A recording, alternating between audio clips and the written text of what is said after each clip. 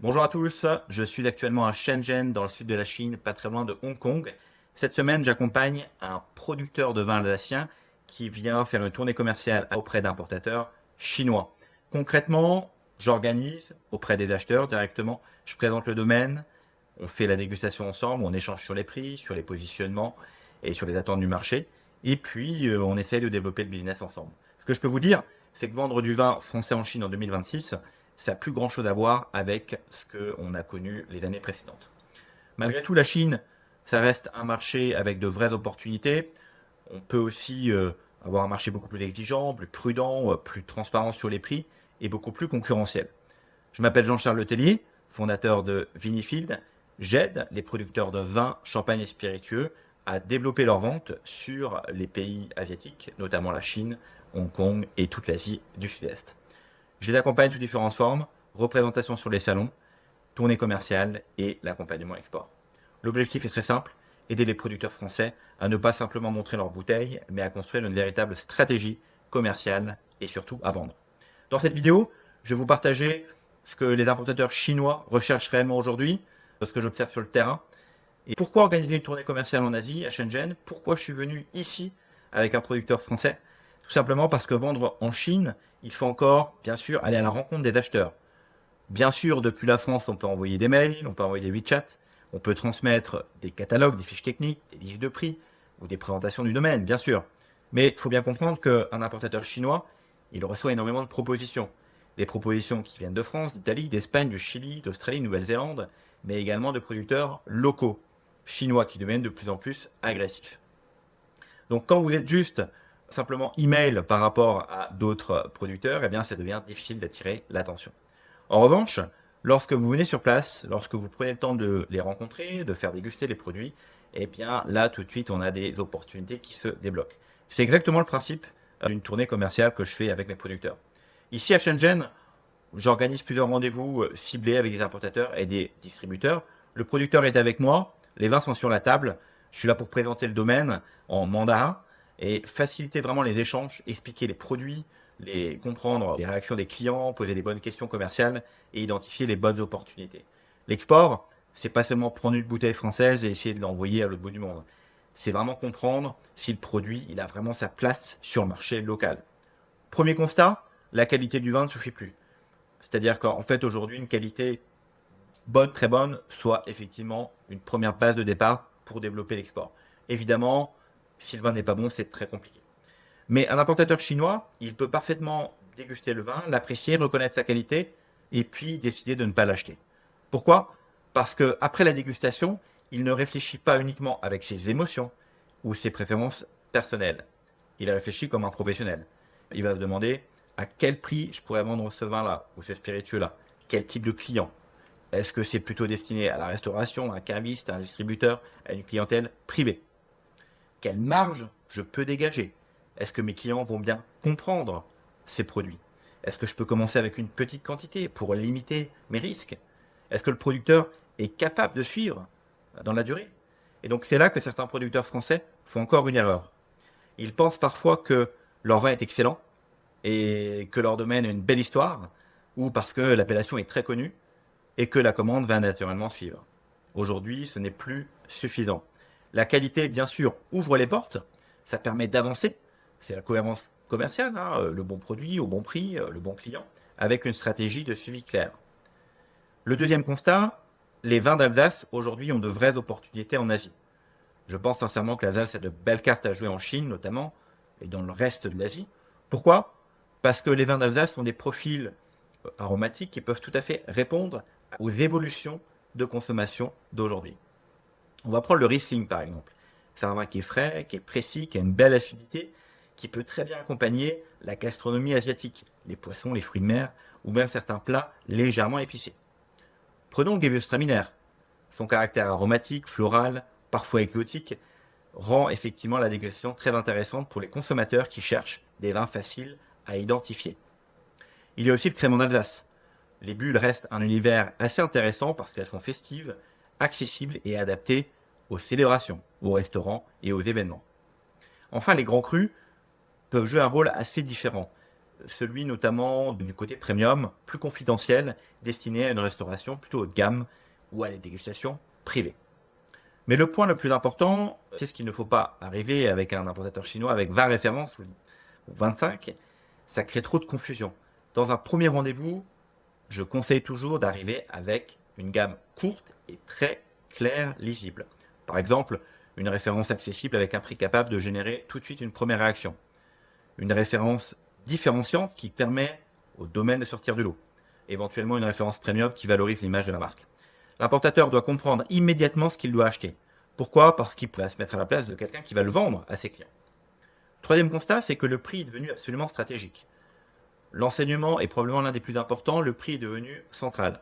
Le marché chinois est devenu beaucoup plus transparent qu'il y a quelques années. Les importateurs comparent les prix rapidement, ils connaissent les prix sur le marché, ils regardent les produits des concurrents. Ils comprennent également que de nombreux producteurs français cherchent aujourd'hui à développer leur vente à l'export. Ça signifie qu'un vin peut être excellent, il peut avoir un très beau packaging, une belle histoire, mais si son prix ne permet pas à l'importateur de construire une offre rentable, il n'y aura probablement pas de commande. Alors attention, cela ne veut pas dire qu'il faut casser les prix dès le départ ou vendre à n'importe quelle condition, mais cela veut dire qu'il faut construire une stratégie commerciale réaliste. Quel produit peut servir de première entrée sur le marché? Quel produit peut générer du volume? Quel produit peut valoriser le marché? Quelle marge reste disponible pour l'importateur? Quel prix final la bouteille arrivera-t-elle chez le consommateur? Est-ce que le prix est crédible face aux produits concurrents? Toutes ces questions, elles doivent être réfléchies avant d'arriver en Chine, en Asie. Un acheteur professionnel, il ne recherche pas seulement un bon vin, un bon spiritueux, il recherche quelque chose qui peut vendre. Le quatrième constat, c'est que la dégustation réussie, c'est pas une commande. Une dégustation réussie, ça signifie pas que la commande va arriver tout de suite. Lorsqu'un importateur apprécie un vin, un champagne ou un spiritueux, c'est un très bon point de départ. Mais c'est que le début du travail commercial. Après le rendez-vous, il faut envoyer les prix, répondre rapidement aux questions, continuer d'échanger sur WeChat, fournir les informations nécessaires rapidement, organiser à nouveau des nouvelles dégustations avec l'équipe commerciale de l'importateur. Parfois, faire goûter ses vins à ses propres clients, restaurants, les cavistes, les distributeurs ou les clients privés. Parfois, adopter vraiment la sélection finale. En Chine et en Asie, comme dans beaucoup de pays asiatiques, la relation commerciale, ça se construit progressivement. La confiance est fondamentale. La présence est fondamentale. Le suivi est fondamental. Un producteur qui vient une fois, il fait la dégustation et puis s'il disparaît pendant plusieurs mois, il aura beaucoup de difficultés à transformer ses contacts en contrats. A l'inverse, un producteur qui travaille avec un accompagnement local, qui reste présent, qui vient régulièrement sur le marché, qui est sérieux, il aura beaucoup plus de chances de percer. C'est précisément la valeur d'une démarche structurée. Ne pas seulement organiser des rendez-vous, mais assurer la continuité commerciale jusqu'à la commande et après. À partir de ce que je vois sur le terrain, je voudrais maintenant vous partager 3 erreurs les plus courantes. La première, c'est croire que l'image de la France suffira à vendre. La France possède toujours une très belle image dans l'univers des vins spiritueux. Les appellations françaises sont reconnues, respectées. Mais être français ne suffit plus. Avoir une étiquette belle ne suffit plus. Avoir une belle histoire ne suffit plus. Aujourd'hui, l'importateur veut comprendre très rapidement pourquoi ce vin ou ce spiritueux mérite sa place dans le portefeuille. Comment il va pouvoir le vendre? À quel client? La France est un avantage, mais ce n'est pas non plus une garantie de vente. La deuxième erreur, c'est vouloir présenter toute sa gamme dès le premier rendez-vous. Beaucoup de domaines, châteaux ont des super gammes, parfois avec 10, 15, 20 références. Mais lors du premier rendez-vous, en Chine, présenter trop de références, ça peut devenir contre-productif. L'importateur goûte beaucoup de produits, il rencontre beaucoup de fournisseurs, il a besoin de mémoriser rapidement l'essentiel. Il vaut mieux donc présenter des vins très très bien sélectionnés avec 3 rôles commerciaux différents plutôt qu'une gamme entière. Le but n'est pas de tout montrer au départ, le but est de donner l'envie de commencer à travailler ensemble. La troisième erreur, bien sûr, c'est de penser qu'un salon ou un rendez-vous suffit pour ouvrir le marché. La Chine, l'Asie, ça ne va pas se gagner avec une seule dégustation, ni même une participation à un salon. Elle se gagne avec une présence sur le terrain, elle se construit dans la durée. Il faut rencontrer les acheteurs, les relancer, les revoir, les rassurer, leur apporter des solutions adaptées. Bien sûr, c'est un travail commercial extrêmement long. Et c'est exactement ce travail que je fais pour accompagner les producteurs.